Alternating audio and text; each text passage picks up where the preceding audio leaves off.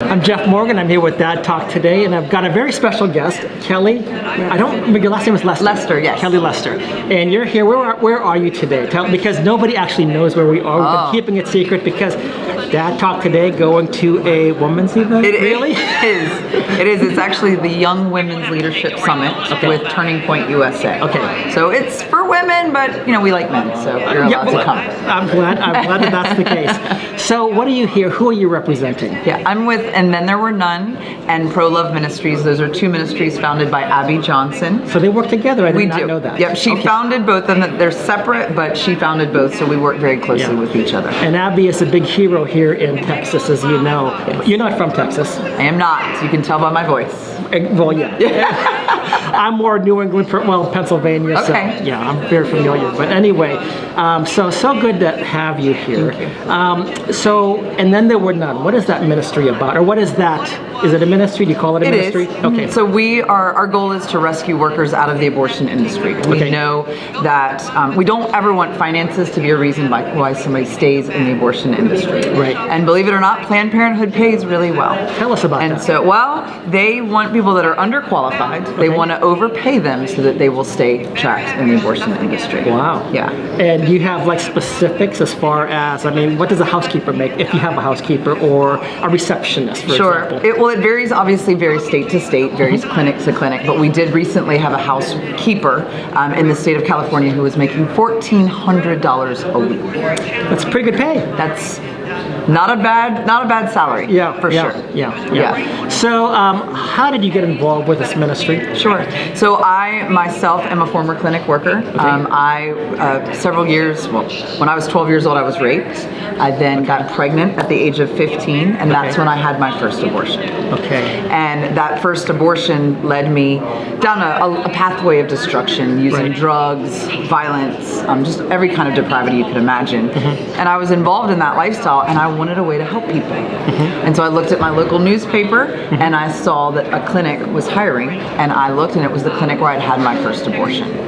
And so I went and got a job trying to help women at where I got my first abortion. Helping women, is that really what they're doing? Or is that like the lie that's being sold? Lie. So, whenever you've experienced trauma, oftentimes you surround yourself with other people that have experienced trauma, you know? Right. And when you've been hurt people kind of a thing. Yeah. And so for me, I was trying to not only help other women, but I was trying to validate the experience that I'd had and trying to validate my own abortion by saying, hey, it is okay. Look at how we're helping women. Yeah. But what I found out very quickly was that we were not helping women. We were manipulating them. We were coercing them.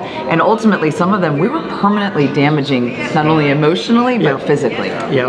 When you talk about manipulating, last night we talked a little bit, and you mentioned about how you even went to the place of censoring magazines. Yes. So tell me a little bit more about that. Yeah, so one of my jobs, I was the receptionist, and one of my jobs was to edit magazines.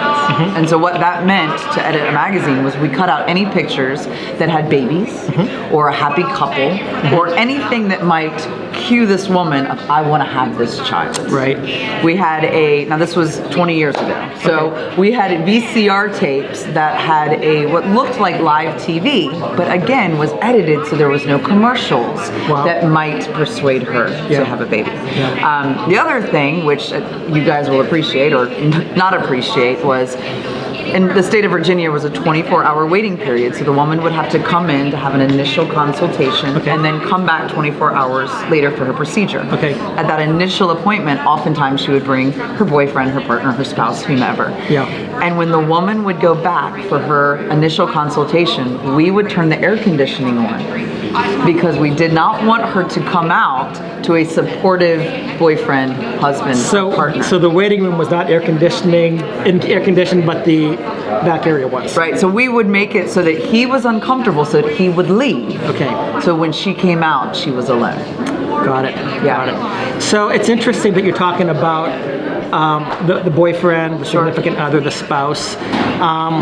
It's one of the voices I don't think we hear about as far as grieving fathers. Sure. Can you talk about that? Sure. So they've proven that if there's a supportive dad in the picture, women will usually choose life for her baby.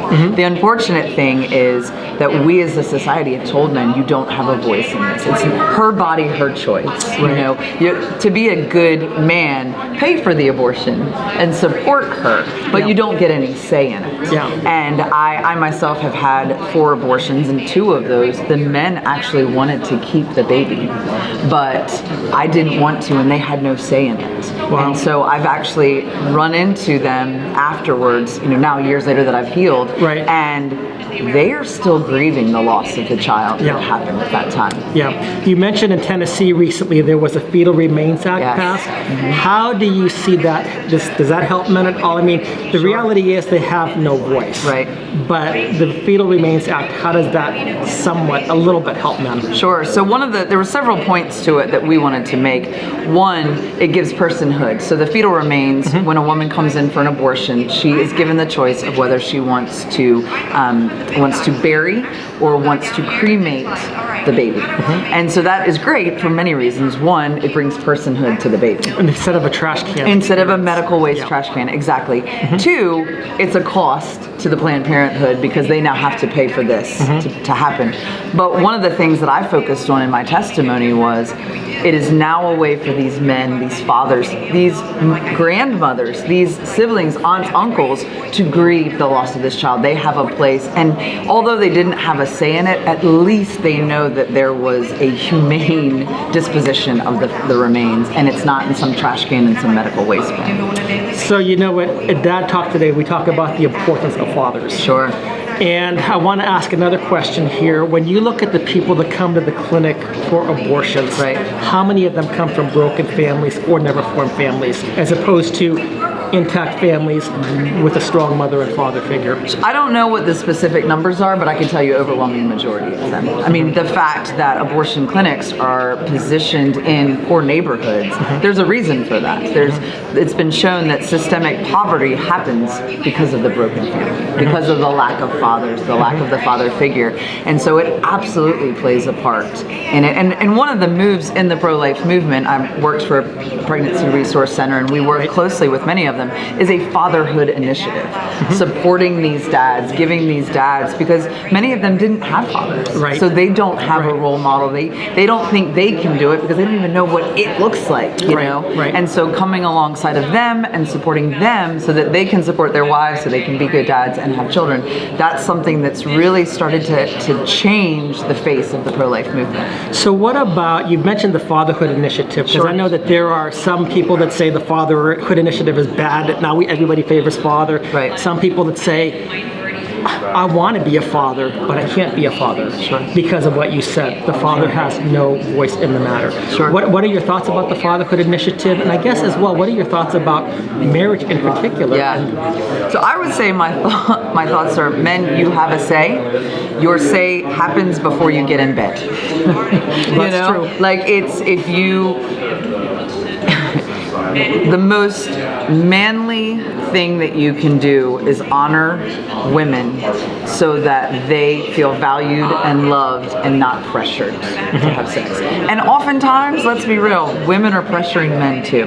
And the most honoring thing you can do is say, I'm not going to treat you that way. That is where your voice starts. And if we would make that voice louder, then all the other voices would be louder as well, because abortion numbers would go down. And I'm glad that you said that, because I do hear of these cases a lot of times where,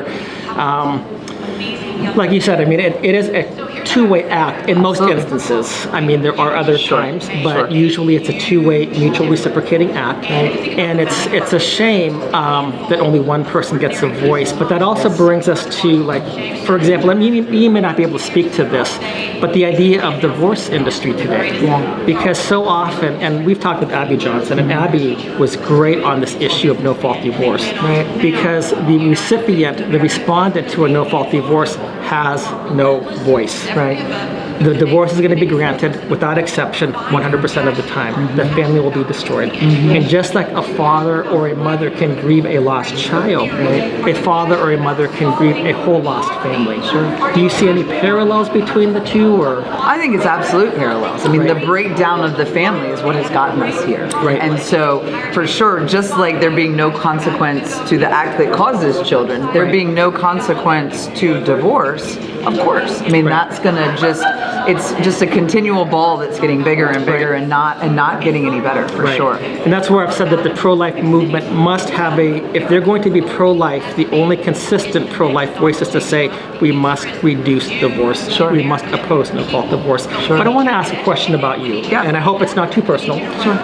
But you mentioned that you had 4 abortions. Obviously, you had trauma in your own life. You had abuse that took place with the incident that took place there. How did you find healing? Sure. Because that doesn't happen overnight, I'm assuming. It doesn't. Yeah, it definitely didn't happen overnight for me. The first way that it happened was I felt God's love. I mean, that ultimately what led me to have the abortion was when I was raped, I felt unvaluable. You know, I felt unloved. Right. And I later found out through some counseling that I'd actually been molested at the age of 3. So this was something that was deep rooted in me. Right. And so it took me feeling God's love so that I could feel value, so that I could change. And so that was the first thing. And then when I received his love, I began to love him and began to change how I felt about myself. Right. The second thing that happened was I got married. I married an amazing man who loved me, showed me what real love was, and we started having children. And so when that happened, there was a healing that went through that. I also have done several different healing ministries, Surrendering the Secret, and I lost the other one's name, but a couple of them I've done. And so through that process, one of the final things was when I began telling my story. Yeah. There was healing that happened with that. When I came back to the Lord, I heard the Lord very clearly say to me that if I would follow him, he would make beauty from ashes. Right. And that's what happens every time I tell my story. Right. And then coming to Abby's ministry was the final piece, because that was an area that I'd never had healing from, because I knew other people that had abortions, but I didn't know anybody who'd worked in the industry. Yeah. So going through that process also brought me healing. Yeah. So what you said, I mean, the Bible says we love him because he first loved us. 100%. And as you mentioned about telling your story, I think it's when we don't tell our stories that those secrets almost become harsh taskmasters. Absolutely. And as we are able to tell those stories, and not to glory in the past or anything, because we've seen some people that do that. You know, like, I've got such a terrible story. But it's because you've received grace, and now you can extend grace. Absolutely. So tell us a little bit more about the 2 ministries that you're involved in, and if anybody wants to follow them or know more about them, or maybe even refer people that they know to them. Tell us how they can contact you and the ministries. Sure. So easiest way is my email is kelly@prolove.com. Kelly? Yes, sir. KELLY@prolove.com. And then there were none. Our website is abortionworker.com. Okay. So you can go there and find all about our ministry. And if you meet an abortion worker, if you're standing outside of a clinic praying and you meet a worker, you can send them to that and we can connect them and get them help. Then the second ministry's website is proloveministries.org. ProLifeMinistries.org. Yep, so if you go there. So if you do know somebody in abortion, Yes. what's the most effective way to get them out? So if you know somebody in the abortion industry? In the abortion industry, I'm sorry, yes. Yeah, the most effective way to get them out is pray. Okay. First off, that's prayer. And then secondly, just tell them that you know help for them and refer them to us, and we'll get them help. Okay, well, thank you. And Kelly, it was so great to talk with you. Thank you. And thank you also for mentioning the issues of fathers. Sure. Dad Talk today, we do talk about fathers, but not just about fathers. We talk about the entire family. We want to see families restored. Healthy families beget healthy families. Absolutely. Broken families beget trauma and other broken. Absolutely. Thank you so much. Thank you. So nice to be here. Thank you. Thank you.